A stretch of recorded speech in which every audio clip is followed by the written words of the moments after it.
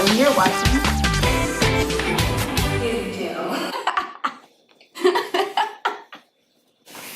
I didn't do bad. I really didn't do bad though. Why you only see in black and white, but you should be living in color.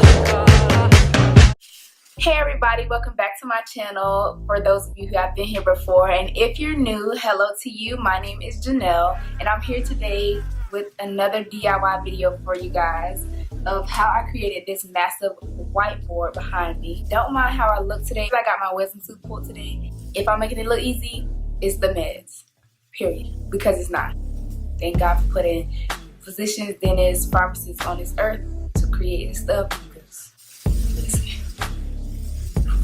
Again, I'm going to be showing you all how I created this massive whiteboard that could have easily cost me like $300 or more when I got it for under $30. It is very expensive to have a really big whiteboard in your space. I'm currently studying for the CFP, which stands for Certified Financial Planner certification. I'm also in the process of revamping my co-owned business called Sugar Label Beauty. I felt like this whiteboard would be a really cool interactive way for me to digest all of the information that I get on a daily basis, all of the stuff that I need to intake. I can have study sessions at my house, I can have business meetings at my house, so I can also use it for personal planning. Let's go ahead and get right into the video so I can show you all how I did this easy peasy DIY. So the first step I took was to take a trip to my local Home Depot where I found this Thrifty white panel board. It's only $12 or so in the store.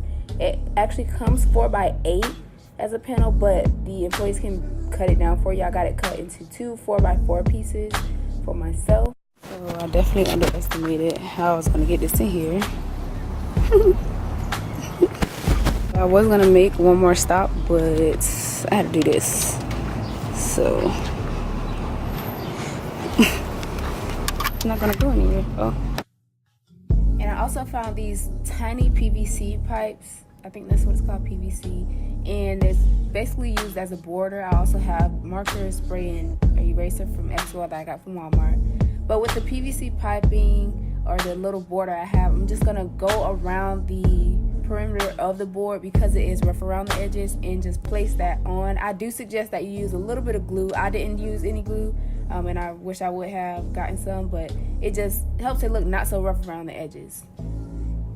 I also am using command strips to hang up my board because I am renting. I don't want to put too many holes in my wall, so I'm just going to make sure I have a lot on the board.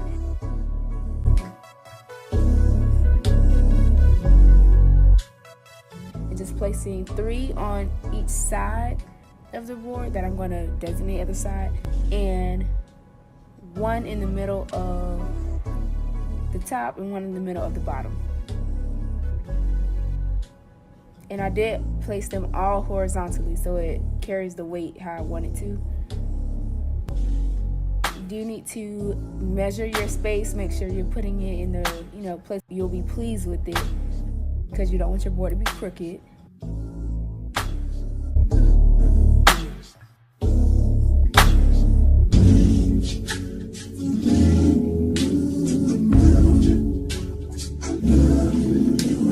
And next is just hanging. Literally, that's it. That is it. And you have yourself a whiteboard.